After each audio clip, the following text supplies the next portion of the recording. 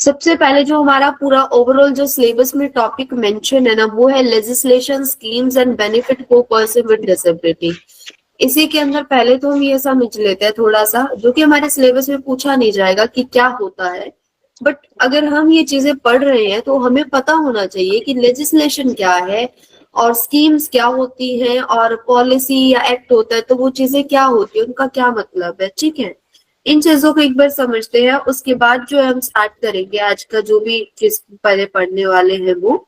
Legislation होता है कानून और एक्ट का मतलब है अधिनियम। वो क्या होता है कि एक औपचारिक या कानूनी रूप से बाध्यकारी कानून जिसे सरकारी निकाय द्वारा पारित किया जाता है, कि सरकारी कोई निकाय है ना, कोई गवर्नमेंट बॉडी है, उसने किसी कानून को पारित कर दिया और कानूनी रूप से, औपचारिक रूप से वो लागू है, वो लेजिस्लेशन कहलाता है, कानून कहलाता है या अधिनियम कहलाता है। ठीक है, फिर नीतियां आती है कि पॉलिसीज, नीतियां क्या है, जैसे एनईपी पॉलिसी है ना हमारी, नेशनल एजुकेशन पॉलिसी आ गई, या उससे पहले जो हमारी एजुकेशन पॉलिसी रही है वो चीजें, ये क्या होती है, क्या तो किसी व्यक्ति या किसी संगठन द्वारा प्रस्तावित सिद्धांतों या कार्यवाही का एक मार्गदर्शन होता है, कि कोई या तो एक व्यक्ति आता है या कोई संगठन होता है, जैसे हमारा ना सिर्फ एक संगठन है, एक ऑर्गेनाइजेशन है, इस तरह कोई संगठन जो अपने सिद्धांत बनाता है कुछ और उनको गवर्नमेंट को सबमिट करता है कि इस तरह के सिद्धांत हमारे यहाँ होने चाहिए, और वो सिद्धांत जब पारित हो जाते हैं तो वो हमारी नीतियां बन जाती है, पॉलिसी बन जाती है। जैसे कि हमारी एनईपी पॉलिसी है 2020 वाली, जो कस्तूरी रंजन जी ने दी थी, तो वो किसी व्यक्ति द्वारा सबमिट की गई, जमा करवाई गई, और उस पे जो है विचार विश्लेषण सब कुछ किया गया, सोचा गया, परखा गया कि क्या चीजें सही है, क्या चीजें हैं, जो भी उसमें निचोड़ निकला, जो चीजें चेंज हुई, कुछ हुई, एंड में आकर जो इसको अप्लाई कर दिया गया, तो वो हमारी एक पॉलिसी बन गई। ठीक है, उसके बाद आती है योजनाएं या स्कीम्स, किसी नीति के उद्देश्य को। अब देखो, ये जो यहाँ पे नीति बनाई गई, जो पॉलिसी बनाई गई, उसमें सिद्धांत तो दे दिए गए कि सभी को जो है शिक्षा का समान अधिकार मिले, लेकिन जब सभी को लिख दिया तो सभी में दिव्यांग भी आ गए और जो सामान्य है वो भी आ गए। अब अगर दिव्यांग व्यक्तियों की एजुकेशन के लिए स्पेसिफिकली कुछ और योजना लागू करनी पड़ रही है, क्योंकि अगर सभी को शिक्षा देनी है तो जो दिव्यांग बच्चे उनके लिए कुछ तो करना पड़ेगा, जो जा नहीं पा रहे हैं वहां तक, उनके लिए कुछ अलग जो है योजना बनानी पड़ेगी ताकि वो वहां तक पहुंच सके। तो कहने का मतलब क्या है कि जो नीति के उद्देश्य, हमारे सिद्धांत जो रखे गए हैं, उन सिद्धांतों को पूरा करने के लिए कभी कभी हमें कुछ चीजें लागू करनी पड़ती है, कोई योजनाएं लानी पड़ती है स्पेसिफिक, जो विशेष कोई प्लान होता है, कोई नियम रहता है, कोई कार्यक्रम रहता है, कोई पहल करनी पड़ती है, वो सारी चीजें किस में आ जाती है, वो योजनाओं में आ जाती है। ठीक है, ये सिर्फ आपके समझने के लिए है, इससे यहाँ से पेपर में नहीं पूछा जाएगा कि अधिनियम क्या होता है, नीति क्या होती है, योजनाएं क्या होती है। सिर्फ आपको पता होना चाहिए कि किसी चीज को हम एक्ट कब कहते हैं, कोई नीति कब कहलाती है, स्कीम कब कहलाती है। ठीक है, उसके बाद आज का जो हमारा इसमें से पहला टॉपिक, अब देखो हमने सारी चीजें पढ़ेंगे, कुछ लेजिस्लेशन है, एक्ट वगैरह है, पॉलिसीज है, स्कीम्स है, ये जो बॉडीज है, एनसीईआरटी, एससीईआरटी है, यूजीसी है, इन सब के बारे में, नेक है, सबका क्या काम है, कहाँ पे बनी हुई है, इनके हेडक्वार्टर कहाँ है, कब बनी, कैसे बनी, सब चीजें हम करेंगे। सबसे पहला आज हम टॉपिक करेंगे कॉन्स्टिट्यूशनल प्रोविजन, संवैधानिक जो हमें अधिकार दिए गए हैं संविधान में हमारे, वहां पे क्या क्या प्रोविजंस है पर्सन विद डिसेबिलिटी के लिए या दिव्यांग बच्चों या व्यक्तियों के लिए। ठीक है, इसमें हम कुछ आर्टिकल, अनुच्छेद पढ़ेंगे, वो अनुच्छेद आपको याद रखने हैं। मैंने बहुत कम अनुच्छेद और बहुत ही मेन अनुच्छेद डाले हैं, इतने भी अगर याद कर लोगे तो मोस्ट प्रोबेबली आपके क्वेश्चन जो है सॉल्व हो जाएंगे। ठीक है,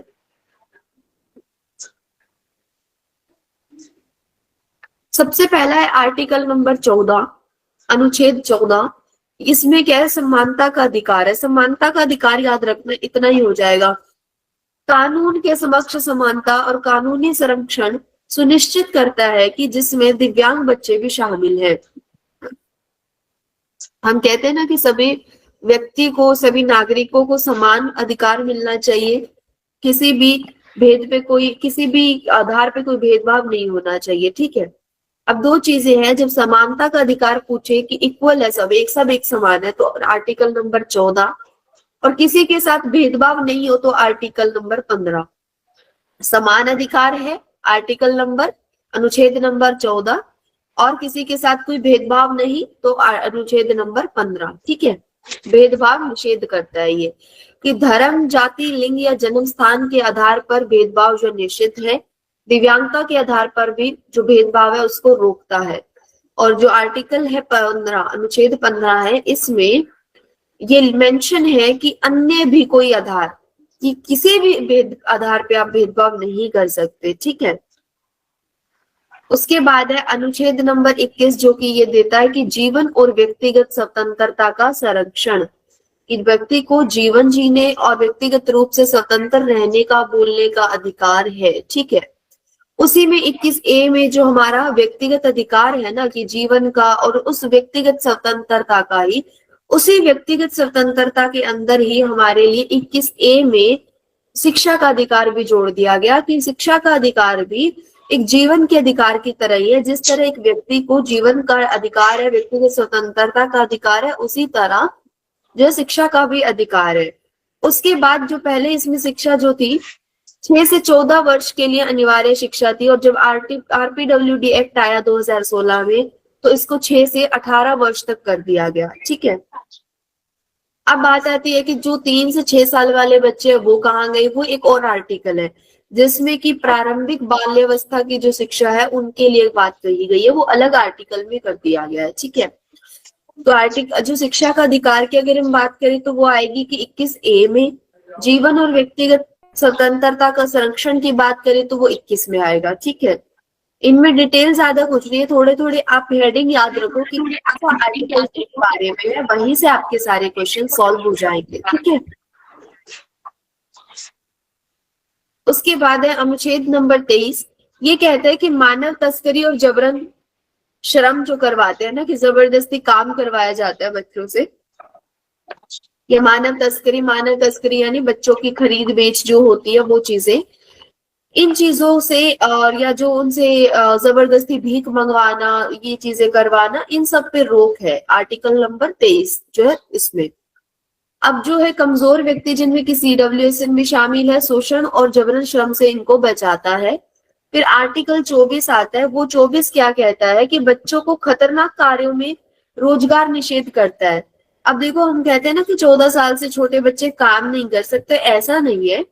14 साल से छोटे बच्चे काम कर सकते हैं, करो चाहे, जैसे अब देखो फिल्म में भी तो है ना, कितने सारे छोटे छोटे बच्चे हैं जो मूवी में एक्टर एक्ट्रेस का रोल प्ले कर रहे हैं, वो काम कर रहे हैं, इनकम तो आ रही है ना उनको वहां से।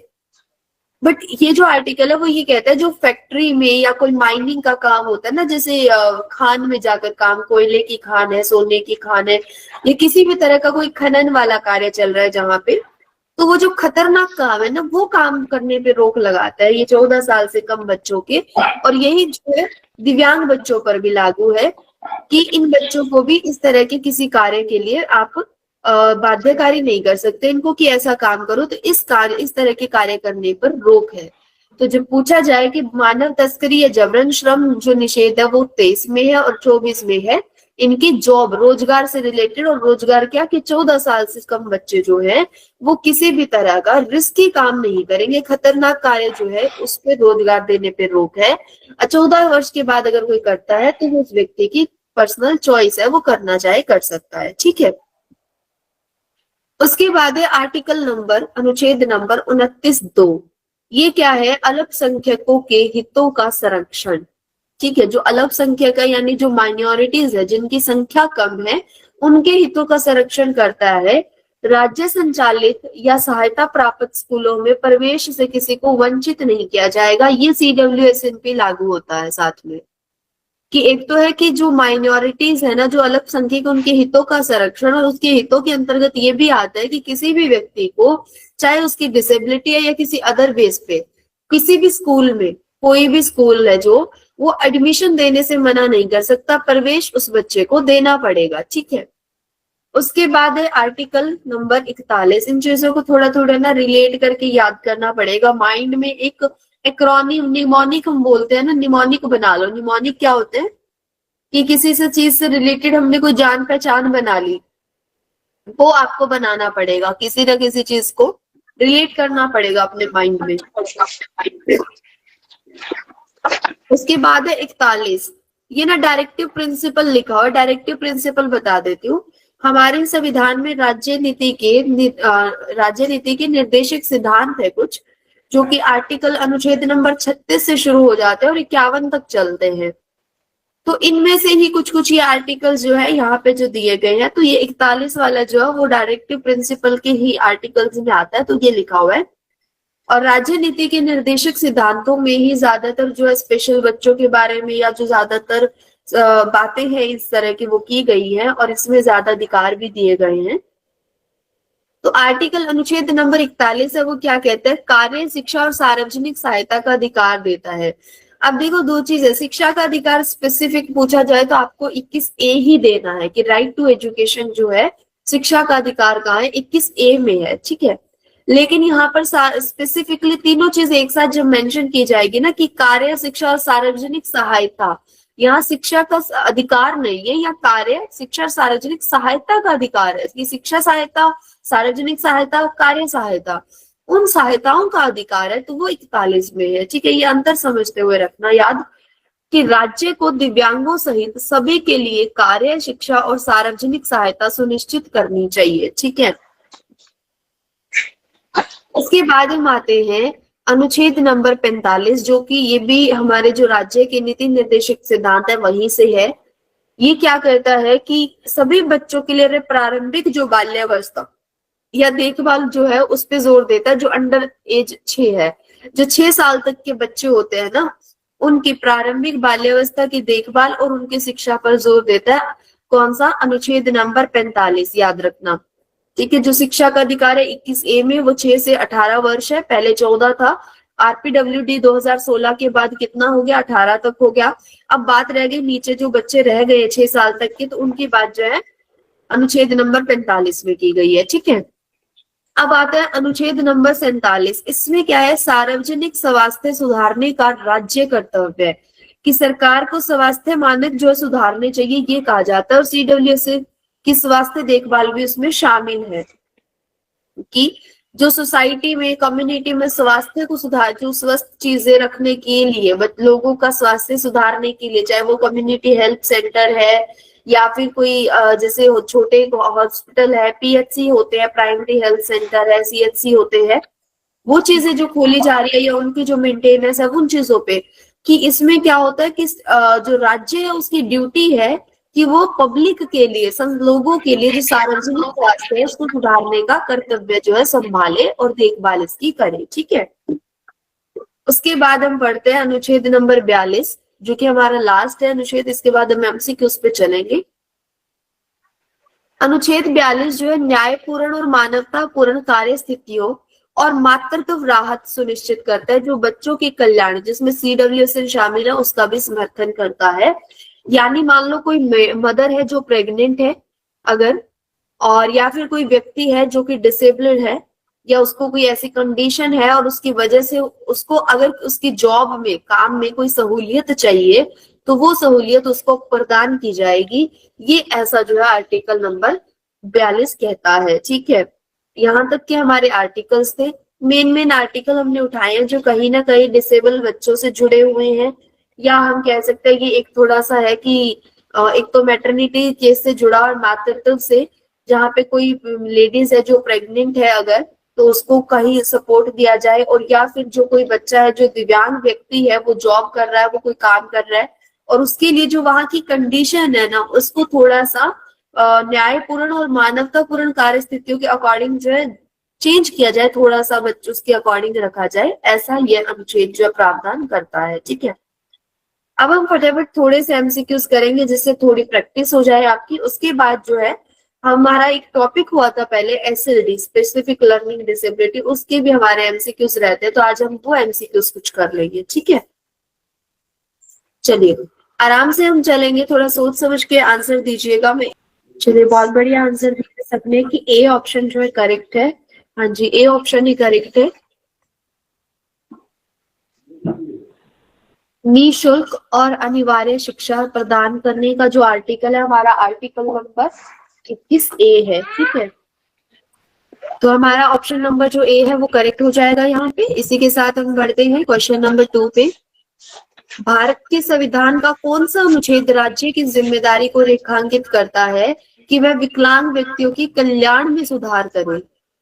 पर मोस्ट ऑफ आंसर जो है सही भी आ रहे हैं कि विकलांग व्यक्तियों के कल्याण की सुधार करना है, कल्याण जो है उसमें सुधार करें। तो ऑप्शन नंबर बी जो मोस्ट ऑफ ने आंसर दिया है वो सही है। ठीक है, आर्टिकल नंबर अनुच्छेद नंबर 41 में ये बात कही गई है। उसके बाद ये है या कौन से अनुच्छेद के तहत विकलांगता के आधार पर भेदभाव निश्चित है? अब देखो यहाँ से ना पिन पॉइंट करके चलो, भेदभाव की बात किसमें थी, वही आपका सही आंसर हो जाएगा, चाहे वो किसी भी आधार पे हो। ठीक है, तो आर्टिकल नंबर 15 सही हो गया है, D option is correct answer. ठीक है, उसके बाद हम चलते हैं क्वेश्चन नंबर 4। कौन सा अनुच्छेद विकलांग व्यक्तियों के लिए सार्वजनिक रोजगार में अवसरों की समानता की गारंटी देता है? चलिए मैं बता देती हूँ, शायद ये हमने आज नहीं किया है। आर्टिकल नंबर 16 है ये। ठीक है, जहाँ पे रोजगार की बात की जाएगी ना, रोजगार, एम्प्लॉयमेंट, एम्प्लॉयमेंट की बात जो आर्टिकल नंबर 16 में की गई है, याद रख लेना। ठीक है जी, ऑप्शन नंबर बी करेक्ट होगा इसका। उसके बाद हम चलते हैं क्वेश्चन नंबर 5 पे। विकलांग बच्चों को व्यक्तियों को विशेष देखभाल और सहायता प्रदान करने की जिम्मेदारी संविधान के किस वर्ग में उल्लिखित है? देखो मैंने एक ही क्वेश्चन जो आपको चलते चलते ही बता दिया था कि कहाँ पे बात की गई है। मैंने भी आर्टिकल्स बताए थे ना, आर्टिकल 36 से लेकर जो है 51 तक हमारे हैं, तो वो कौन से हैं? वो राज्य नीति के निर्देशक सिद्धांत है, और उन्हीं सिद्धांतों में विकलांग बच्चों और व्यक्तियों को विशेष देखभाल और सहायता प्रदान करने की जिम्मेदारी जो है लिखी गई है। जी ठीक है, तो हमारा ऑप्शन हो जाएगा बी करेक्ट कि राज्य नीति के निर्देशक सिद्धांत हैं उनमें ये आता है। ठीक है, अब आपसे यहाँ पे पर्टिकुलर आर्टिकल नहीं पूरा कायदे कोड है कभी कम और ले आया। अच्छा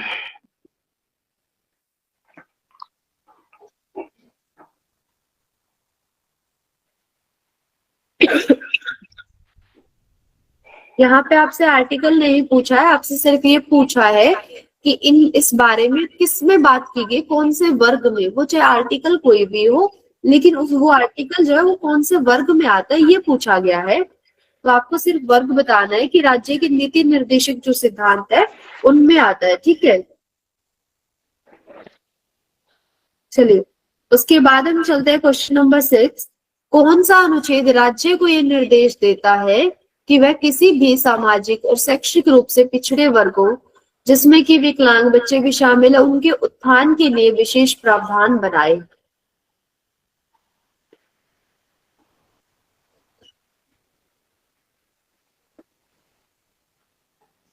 देखो मैम पीपीटी नहीं दिख रही है। अर्चना द्विवेदी जी प्लीज एक बार नेटवर्क चेक कर लीजिए अपना। तो नहीं हो इनको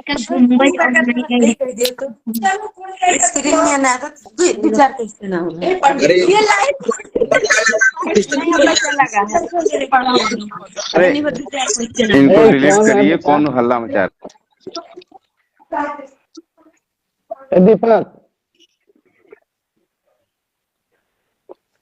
खुद नहीं पढ़ेंगे, दूसरों को पढ़ने नहीं देंगे।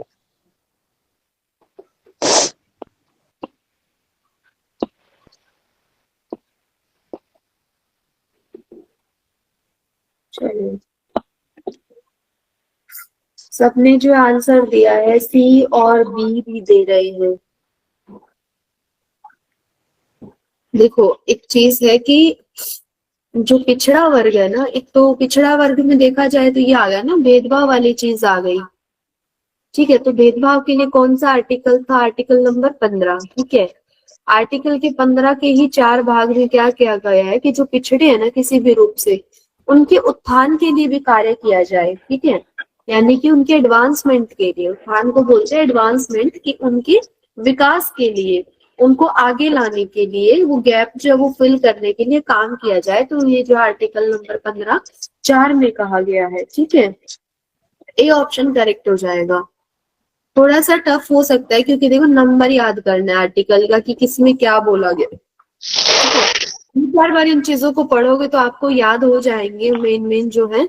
और इनमें से हो सकता है कि 1-2 क्वेश्चन आपको पेपर में देखने को भी मिल जाए, तो ये आर्टिकल अच्छे से पढ़ लेना, ज्यादा नहीं पढ़ने, बस ये जो 5-10 आर्टिकल है जो मैं करवा रही हूँ वही पढ़ लेना आप, बहुत है इतनी कि एक तो रोजगार से रिलेटेड होगा, शिक्षा से रिलेटेड मान लो, और एक जो स्वास्थ्य से, और समानता का अधिकार, कोई भेदभाव नहीं करना, ये चीजें हैं 5-10 जो चीजें हैं इंपॉर्टेंट, सिर्फ इनसे रिलेटेड अनुच्छेद अगर आप याद कर लोगे तो आपके पेपर में जो भी 1-2 क्वेश्चन आएंगे वो आपके सॉल्व हो जाएंगे। या तो कोई आर्टिकल मैच करने को बोला जाएगा या फिर जो है एक आर्टिकल पूछ लिया जाएगा, ऐसा ही होगा। ठीक है, उसके बाद जो है नेक्स्ट चलते, कोई दिक्कत नहीं है, गलती हो सकती है, इट्स ओके। मैं इस चीज को ये नहीं कह रही हूँ कि क्यों गलती हो रही, क्योंकि ये चीज है, ये नंबर्स है, जब तक 2-4 बार नहीं पढ़ोगे तब तक याद नहीं होगा। ठीक है, चलिए उसके बाद चलते हैं क्वेश्चन नंबर 7 पे। संविधान का कौन सा अनुच्छेद सभी नागरिकों को, जिसमें कि विकलांग व्यक्ति भी शामिल है, समानता का अधिकार मान्यता देता है? अब देखो ये क्वेश्चन तो सबका करेक्ट हो जाएगा।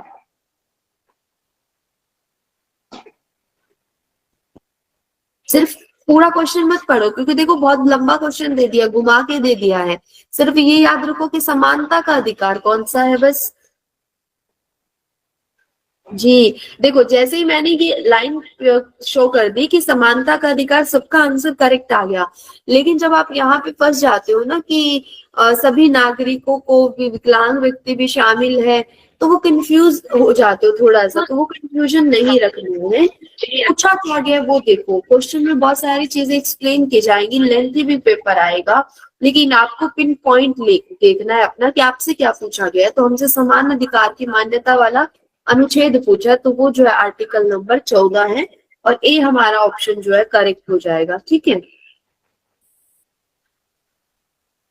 ये कौन है मैम? अमरजीत प्रजापति जी को पीपीटी शो नहीं हो रही है, सिर्फ अपना नेटवर्क चेक कीजिए आप, अगर फिर भी नहीं हो रही है तो आप एक बार जो है इसको रिमूव करके फिर से ज्वाइन कर लीजिए। ठीक है, उसके बाद हम चलते हैं क्वेश्चन नंबर 8 पे। कौन सा अनुच्छेद सभी बच्चों को, जिसमें विकलांग बच्चे भी शामिल है, उनके लिए प्रारंभिक और बाल्यावस्था देखभाल और शिक्षा प्रदान करने पे ध्यान केंद्रित करता है? जी बहुत बढ़िया, ये जो मेन क्वेश्चन है, क्योंकि देखो ये ऐसा क्वेश्चन है कि जैसे ही शिक्षा का देखेगा ना, तो शिक्षा का देखने वाला 21 लगा देगा, और जो 21 लगाएगा वो गलत हो जाएगा। तो ये क्वेश्चन ऐसा क्वेश्चन है कि अगर पेपर में आता है तो आपके मार्क्स सही करवा देगा, 1 नंबर ऐड करवा देगा आपका। बहुत बढ़िया, आर्टिकल नंबर जो है अनुच्छेद नंबर 45 है, जिसमें कि प्रारंभिक बाल्यावस्था देखभाल और शिक्षा प्रदान करने पर ध्यान दिया गया है। ठीक है, बहुत बढ़िया। उसके बाद चलते हैं हम क्वेश्चन नंबर 9 पे। कौन सा अनुच्छेद कमजोर वर्गों को, जिसमें कि CWSN जो विशेष आवश्यकता वाले बच्चों को भी शामिल है, उनके शैक्षिक और आर्थिक हितों के संवर्धन का उल्लेख मिलता है? शैक्षिक और आर्थिक हितों का।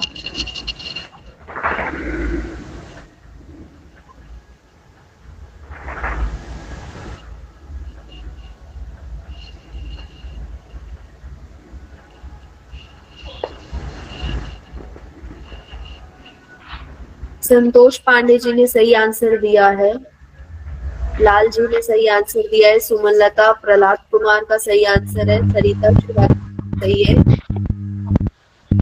अंजू वर्मा जी का सही है, कुमार, शशि गुप्ता, लाल बच्चनपाल, काफी सही आंसर आ रहे हैं, मानसा नाम का सही है, अर्जुन पाठक का सही है, वेरी गुड, बहुत सही आंसर आ रहे हैं। ए ऑप्शन जो है वो करेक्ट आंसर है। अनुच्छेद 46 में कहा गया है कि शैक्षिक और आर्थिक हितों के संवर्धन का उल्लेख करता है ये। ठीक है, लक्ष्मी मैम माइक बंद कर लीजिए। लक्ष्मी मैम,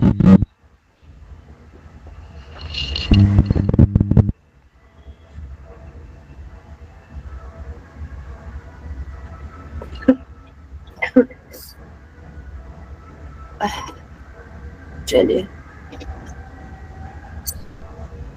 उसके बाद हम चलते हैं क्वेश्चन नंबर 10 पे। कौन सा अनुच्छेद सुनिश्चित करता है कि राज्य बेरोजगारी या विकलांगता की स्थिति में रोजगार, शिक्षा और सार्वजनिक सहायता का अधिकार सुनिश्चित करे? देखो, रोजगार यानी कार्य, देखो कार्य कोई रोजगार लिख दिया यहाँ पे और वहां कार्य लिखा हुआ था। रोजगार, शिक्षा और सार्वजनिक सहायता का अधिकार बताना है आपको।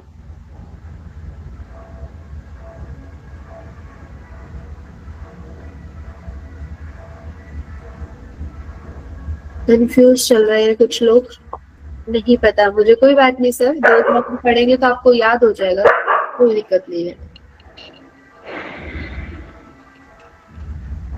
अगर नहीं पता तो आप तुक्का मार के ट्राई कर सकते हो, क्या पता तुक्का सही लग रहा है कि नहीं, थोड़ा सोच समझ के तुक्का लगाने की कोशिश करो।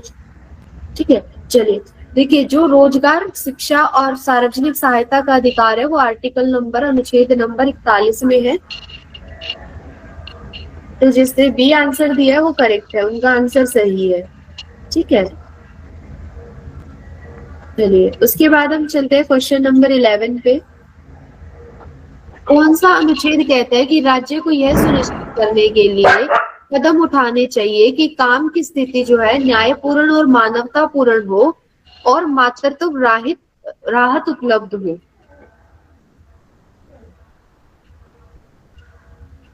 बहुत बढ़िया। चलिए एक एक दो दो करके अगर आप ये करोगे ना कि चलो आज ये आर्टिकल याद रख लेते हैं, पूरा दिन उसको आर्टिकल को मन में रखो कि 41 ये कहता है, 42 ये कहता है, तो 2-2 आर्टिकल भी रोज करोगे तो भी हो जाएंगे। और डेली सारे आर्टिकल एक हफ्ते भी रिवाइज कर लोगे तो पूरे आपको टिप्स पे याद हो जाएंगे कि किसमें क्या बात है। बहुत बढ़िया। इसमें जो आर्टिकल नंबर 42 जो है वो सही आंसर है कि न्याय, जो किसी भी व्यक्ति के काम करने की जो स्थिति है, काम की स्थिति यानी जॉब की जो स्थिति है ना, जहाँ पे वो काम करता है, वो स्थिति न्यायपूर्ण और मानवतापूर्ण हो और मातृत्व राहत उपलब्ध हो, कि जो मेटर्निटी रिलीफ जो है वो भी मिले। ठीक है, तो आर्टिकल नंबर 42 है ये, ऑप्शन जो है बी करेक्ट हो जाएगा। उसके बाद हम चलते हैं क्वेश्चन नंबर 12 पे। कौन सा अनुच्छेद राज्य को आर्थिक रूप से कमजोर वर्गों के बच्चों की शिक्षा के अधिकार को सुनिश्चित करने के लिए प्रावधान बनाने का निर्देश देता है? थोड़ा सा क्वेश्चन घुमा के दिया है लेकिन समझना पड़ेगा आपको।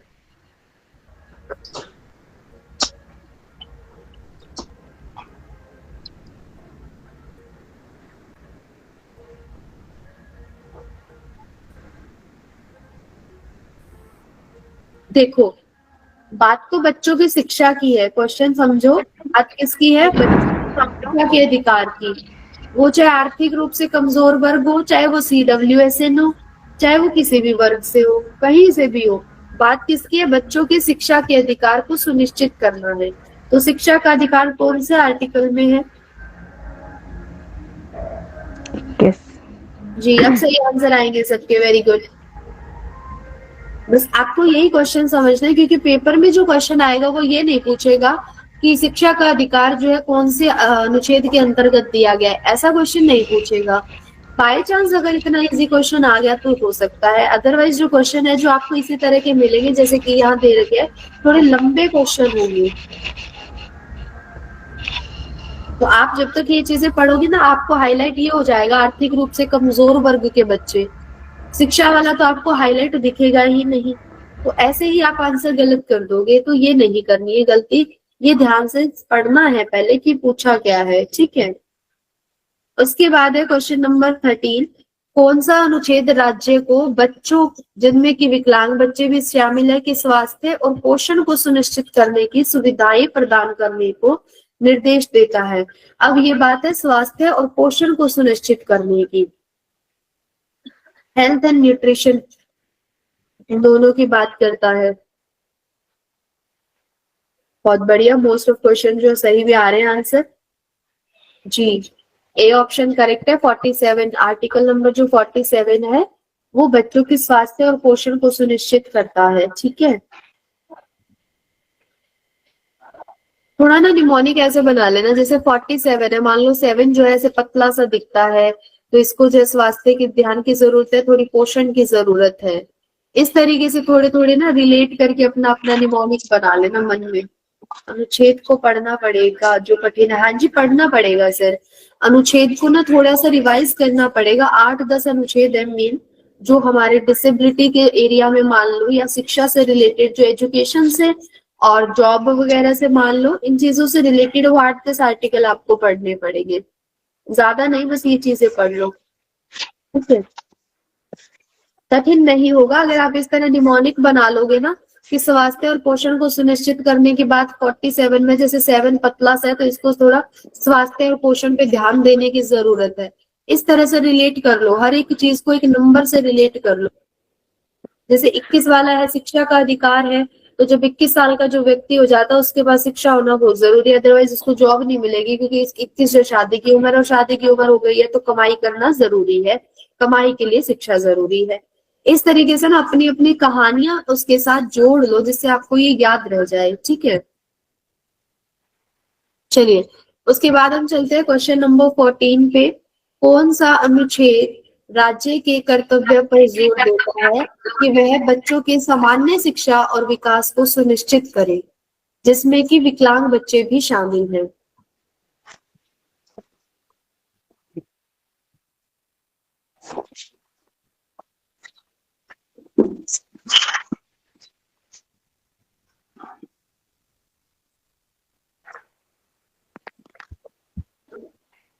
जी बहुत बढ़िया, अब सही आंसर आ रहे हैं, सब क्वेश्चन को ध्यान से पढ़ रहे हैं। देखो क्वेश्चन इतना कुछ जोड़ दिया कि ऐसा कौन सा अनुच्छेद है कि राज्य के कर्तव्य पर जोर देता है कि वह बच्चों के सामान्य शिक्षा और विकास को सुनिश्चित करे। बात तो शिक्षा की है ना, शिक्षा को सुनिश्चित करना है, तो शिक्षा को सुनिश्चित कौन सा अधिकार करता है बताना हमें, वही है अब भी। तो हमारा ऑप्शन जो है बी करेक्ट हो जाएगा, ठीक है। इसी तरह अगर समझोगे, क्वेश्चन को ध्यान से पढ़ोगे तो अच्छे से याद हो जाएगा। और ये किसने लिखा है? दीपक जी लिख रहे हैं कि रास्ता, सिर्फ मैं रास्ता ही दिखा रही हूँ, मैं आपको सही एक आइडिया बता रही हूँ कि इस तरीके से आप किसी भी साल को, किसी भी नंबर को जब याद करना हो ना थ्योरी के साथ, तो हम ऐसे ही करते हैं कि एक अपनी ही स्टोरी बना लो। आपको वो स्टोरी किसी को नहीं सुनानी, आपने अपने मन के अंदर कोई स्टोरी बनानी है, कोई वर्ड बनाना है जो उससे रिलेट कर लो किसी की, चाहे वो किसी नंबर की शेप को लेके बना लो, चाहे वो किसी नंबर को अपने माइंड में किसी कहानी से, किसी बर्थडे डेट से, किसी चीज से रिलेट कर लो। आप अपने अकॉर्डिंग रिलेट करोगे तो ज्यादा अच्छे से कर पाओगे। मेरी करवाई हुई होगी तो वो मुझे याद रहेगी, आपको इतने अच्छे से याद नहीं रहेगी, ठीक है। चलिए, उसके बाद है आर्टिकल नंबर 15, और सॉरी क्वेश्चन नंबर 15 है, कौन सा अनुच्छेद अल्पसंख्यक और पिछड़े वर्गों के बच्चों, जिसमें कि विकलांग बच्चे भी शामिल है, उसके लिए विशेष प्रावधान बनाता है? अब देखो, पिछड़े हुए जो वर्ग के बच्चे वो किस में आते हैं, देखो अब कोई पिछड़ा हुआ होगा तो उसके साथ भेदभाव भी होगा, भेदभाव होगा तो उसके लिए विशेष, जिस बच्चे के साथ भेदभाव हो रहा है उसके लिए विशेष प्रावधान बना दो ताकि उसके साथ भेदभाव ना हो, तो वो किस में आएगा? जी देखो, जैसे ही क्वेश्चन थोड़ा सा समझ आ जाता है, सही आंसर आने शुरू हो जाते हैं। वेरी गुड, बहुत अच्छा। बस आपको यही ध्यान रखना है पेपर में, क्वेश्चन नंबर, जो ऑप्शन नंबर है ए करेक्ट हो जाएगा, ठीक है। क्योंकि जो आर्टिकल अनुच्छेद नंबर 15 है वो है कि किसी के साथ भेदभाव नहीं होना चाहिए। तो भेदभाव किसके साथ होता है? या तो जो अल्पसंख्यक है, या जो पिछड़े वर्ग से है, किसी नीची जाति के से है, उन लोगों के साथ ज्यादातर भेदभाव होता है ना। तो उसी के 15 के ही 4 भाग में कह दिया गया है कि जो किसी भी रूप से पिछड़े हुए हैं ना, वो अल्पसंख्यक है, उनके हित के लिए थोड़े विशेष प्रावधान बना दो ताकि जो पिछड़े हुए ना रहे और उनके साथ जो भेदभाव हो रहा है वो होना कम हो जाए, ठीक है। तो यह आर्टिकल 15(4) है, ठीक है। उसके बाद है क्वेश्चन नंबर 16, संविधान का कौन सा अनुच्छेद सभी नागरिकों को कानून के सामने समानता सुनिश्चित करता है?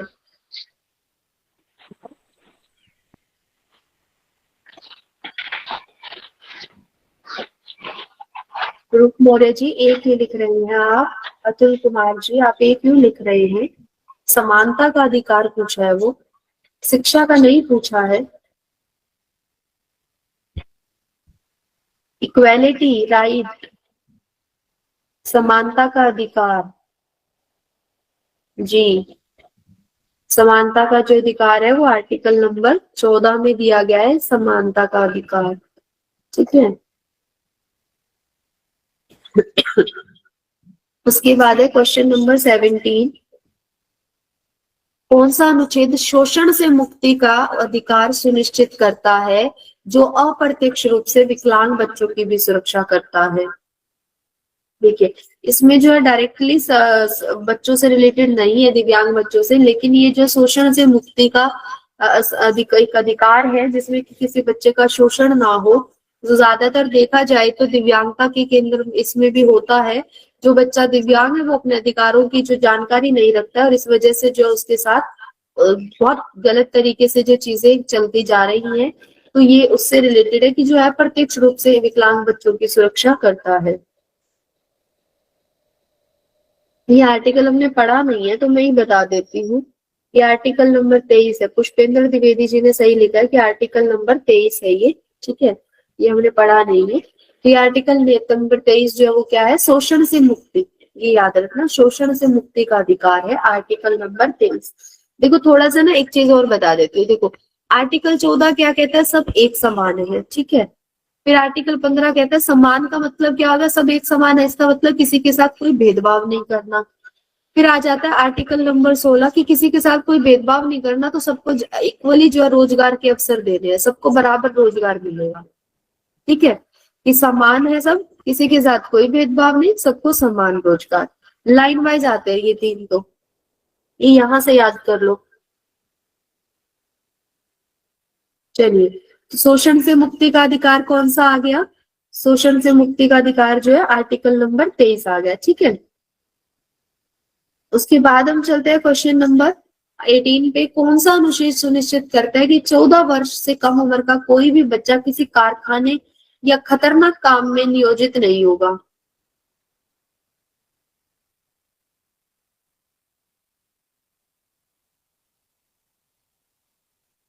सर कह रहे हैं कि 23 में मानव तस्करी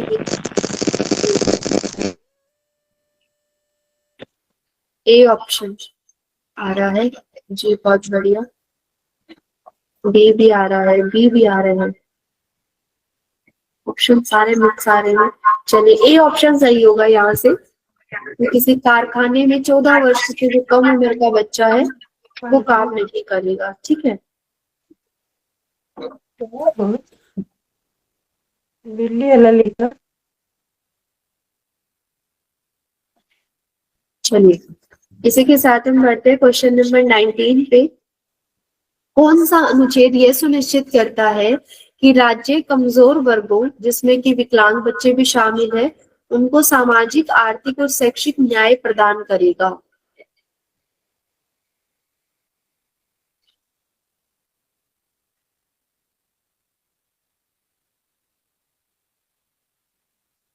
पंद्रह नहीं होगा, आर्टिकल नंबर बी मत दीजिए, बी नहीं होगा, क्योंकि वो तो भेदभाव की बात करता है ना कि भेदभाव नहीं करेगा, न्याय की बात वहां नहीं है। भेदभाव नहीं करना और न्याय करना दोनों अलग चीज है।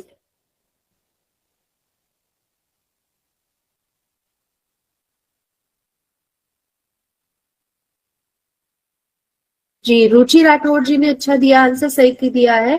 प्रदीप उपाध्याय जी का सही है, अर्चना पाठक जी का सही है, कपिल देव जी का सही है। कोई बात नहीं दीपक जी, फिर से एक बार रिवाइज कर लेंगे जिनको नहीं पता है जी। अब सबका सही आ रहा है, गीता जी, अतुल कुमार जी सबका सही है। डी ऑप्शन जो करेक्ट है। 46 जो अनुच्छेद 46 है वो सामाजिक, आर्थिक और शैक्षिक न्याय प्रदान करता है, ठीक है। जो कमजोर वर्ग के लोग हैं, किसी भी तरह की कमजोर वर्ग से जो संबंध रखते हैं उनको सामाजिक, आर्थिक और शैक्षिक जो न्याय प्रदान करने का अधिकार है वो है अधिकार नंबर, अनुच्छेद नंबर 46, ठीक है। उसके बाद हम बढ़ते हैं क्वेश्चन नंबर 20। कौन सा अनुच्छेद कहता है कि राज्य को विकलांग व्यक्तियों की मदद करनी चाहिए? तो ये जो है आर्टिकल नंबर, देखो यहाँ से ना डिस्क्रिमिनेट कर लो। हमने अभी पढ़ा कि 14 क्या कहता है, समानता का अधिकार, तो समानता वाला नहीं होगा, ठीक है। और 15 कहता है कि भेदभाव नहीं करना, तो भेदभाव भी नहीं है। 21वां जो है हमारा शिक्षा का अधिकार है, तो 21वां भी नहीं होगा, तो ऑप्शन जो बच गया वो हमारा होगा।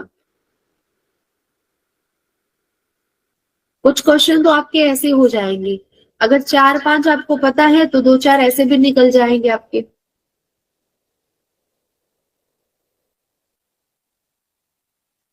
जी बहुत बढ़िया, ए ऑप्शन करेक्ट हो जाएगा। ठीक है, चलिए आज के लिए इतने ही क्वेश्चन थे। अब एक छोटी सी रिवीजन ले लेते हैं। ठीक है, थोड़ा सा एक चीज बताऊंगी।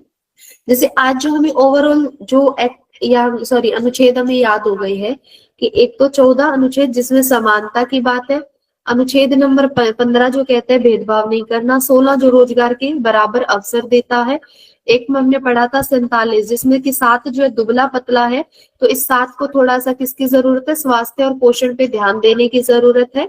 ठीक है, और एक 21 पढ़ लिया हमने जो है जीवन, व्यक्तिगत जीवन जो है और उसका संरक्षण का अधिकार है, और 21 ए जो है शिक्षा का अधिकार आ गया। ठीक है, इतने तो हमें यहीं से याद हो गए। और एक था आर्टिकल नंबर 23 जो कि शोषण की मुक्ति जो है वहां से, और मानव तस्करी जो थी या मानव जो जबरन श्रम है उससे मुक्ति दिलाता है। ठीक है, और आर्टिकल नंबर 24 हमने पढ़ लिया था जो कि कारखाने वगैरह में जो खतरनाक काम है उनसे छूट दिलवाता है किसी भी बच्चे को। ठीक है, चलिए ये हमने मेन कुछ कुछ पढ़ लिए जो हमें साथ के साथ याद भी हो गए।